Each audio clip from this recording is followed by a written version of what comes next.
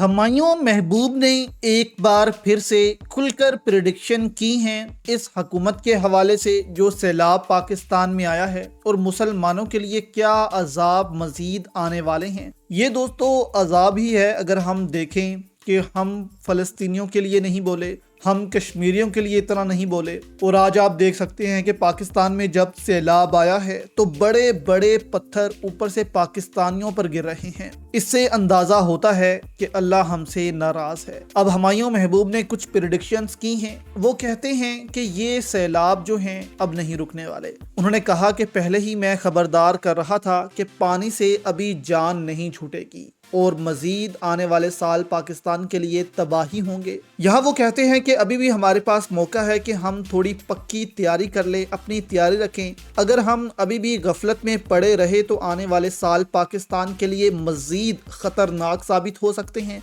आने वाले सालों में जो कुछ होगा फिर वो पाकिस्तानी बर्दाश्त नहीं कर पाएंगे। इस किस्म की बातें जो हैं हमायूं महबूब कहते हैं। और उन्होंने ये भी कहा कि यही सैलाब और यही आफात जो हैं आने वाले अरसे में आप देखेंगे कि हुकूमत के लिए बहुत मुश्किलात पैदा कर देंगी और हुकूमत जो है वो बड़ी मुश्किल में फंस सकती है। यानी कि आप देखें कि इस वक्त अवाम जो है वो उठ खड़ी हुई है। अवाम को भी पता है कि ये हुक्मरान हमारे लिए कुछ भी नहीं करेंगे। मरियम नवाज को देखें तो मरियम नवाज जो हैं उनको टिकटॉक से जो है वही फुर्सत नहीं मिल रही। जहां जाती हैं 4-5 कैमरामैन बड़े बड़े कैमरे लेकर उनके साथ मौजूद होते हैं और उनकी फोटो शूट करते हैं कि मरियम नवाज ने आज ये कर दिया वो कर दिया। तो इस किस्म की हरकतें जो हैं वो मरियम नवाज कर रही हैं ताकि मैं अवाम में बहुत ज़्यादा पॉपुलर हो जाऊं। लेकिन उल्टा अवाम उन पर तनकीद कर रही है कि एक तरफ लोग मर रहे हैं और आपको इसी चीज़ से फुर्सत नहीं मिल रही। अब हमायूं महबूब ने एक खतरनाक बात ये भी कही है कि आप देखेंगे कि आने वाले अरसे में जब ग्लेशियर पिघलेंगे